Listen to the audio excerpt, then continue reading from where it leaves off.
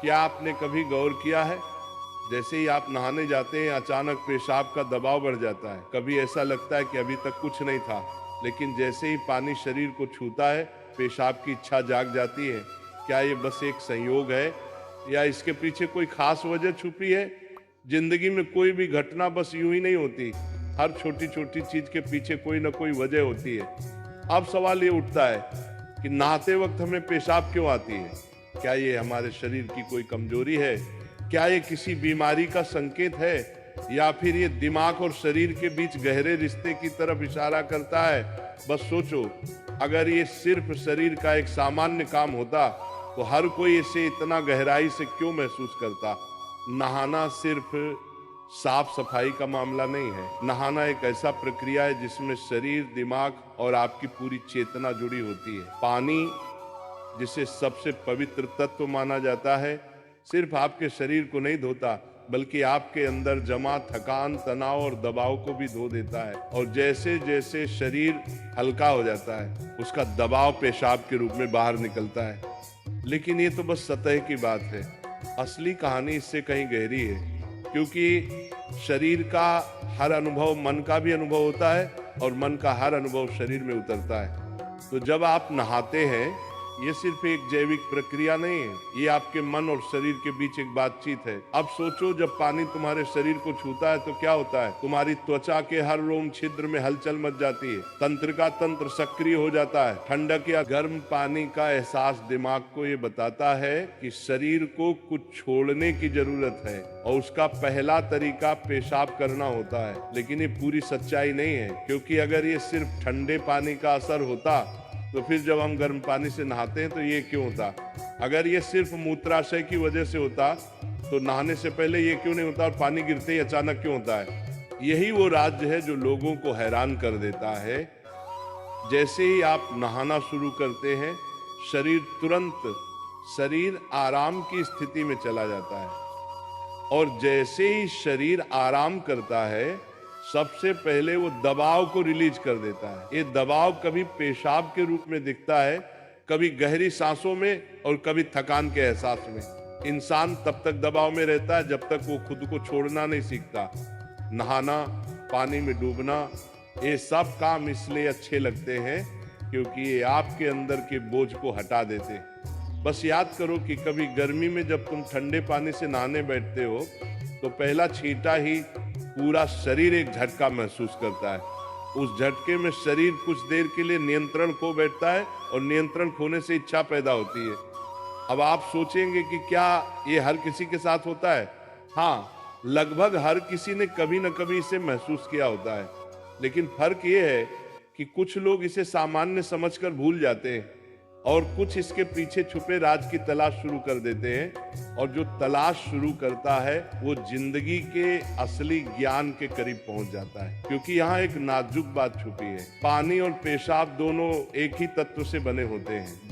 जब पानी बाहर से शरीर को छूता है तो शरीर के अंदर पानी का तत्व भी प्रतिक्रिया करता है। यही प्रकृति का संतुलन है, ये एक अनुनाद है। शरीर और प्रकृति के बीच रिश्ता आईने जैसा होता है। जो कुछ बाहर होता है वो अंदर भी परिलक्षित होता है।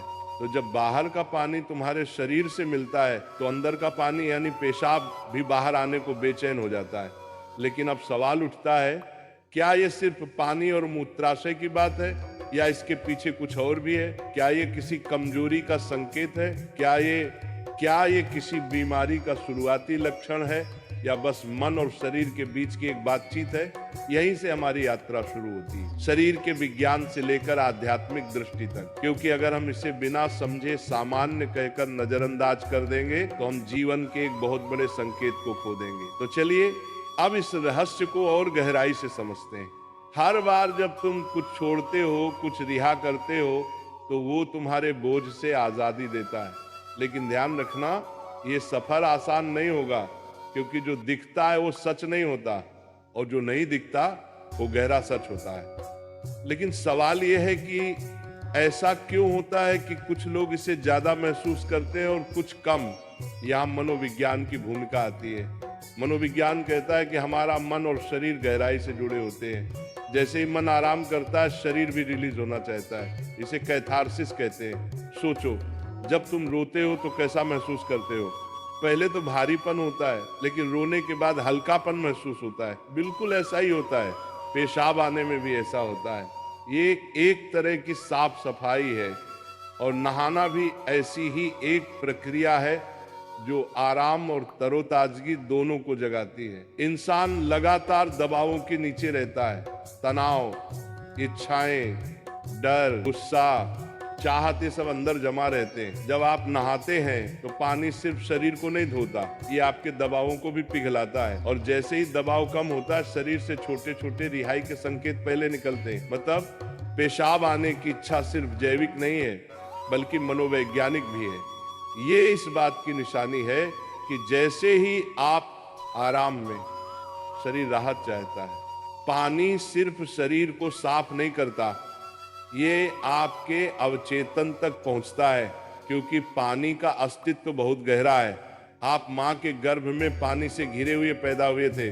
आपके पहले अनुभव पानी से जुड़े होते हैं, इसलिए जब भी पानी आपको छूता है, आपका अवचेतन सक्रिय हो जाता है। इसीलिए नहाना इतना सुखद लगता है। इसीलिए पानी में डूबना, किसी झील या समुंदर के किनारे बैठना इतना आरामदायक होता है। और इसीलिए जब भी शरीर पानी से टच करता है तो वह तुरंत राहत चाहता है, क्योंकि ये उसकी सबसे पहली अनुभूति होती है। हर बार जब पानी तुम्हें छूता है तो गर्भाशय का अनुभव वापस आ जाता है। गर्भ में तुम पूरी तरह आराम में थे, कोई तनाव नहीं, कोई दबाव नहीं। पानी का माहौल और राहत पाने का एहसास ही वजह है कि नहाते वक्त पेशाब आना स्वाभाविक होता है। लेकिन अब एक सवाल बचता है, क्या नहाते वक्त पेशाब आने की इच्छा सिर्फ एक सामान्य रिफ्लेक्स है, या ये किसी बीमारी का संकेत भी हो सकता है?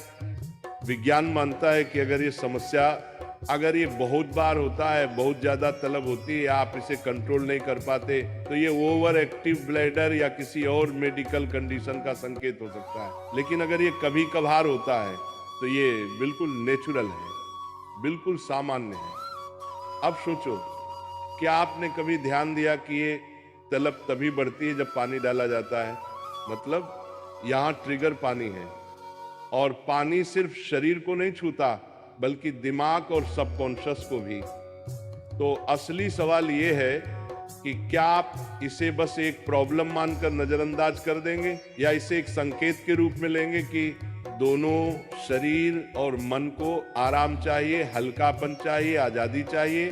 हर तरह की रिहाई सिर्फ जैविक नहीं होती, ये आध्यात्मिक भी होती है। आपको छोटे छोटे रिहाई के मौके दिए गए हैं ताकि आप एक बड़े रिहाई की तरफ बढ़ सकें। पेशाब, आंसू, हंसी, ये छोटे रिहाई के तरीके हैं, लेकिन ध्यान सबसे बड़ी रिहाई है। मतलब अगर आप समझ पाओ कि इच्छा क्यों आती है, तो ये सिर्फ एक शारीरिक अनुभव नहीं रहेगी, बल्कि ध्यान की तरफ एक कदम बनेगी।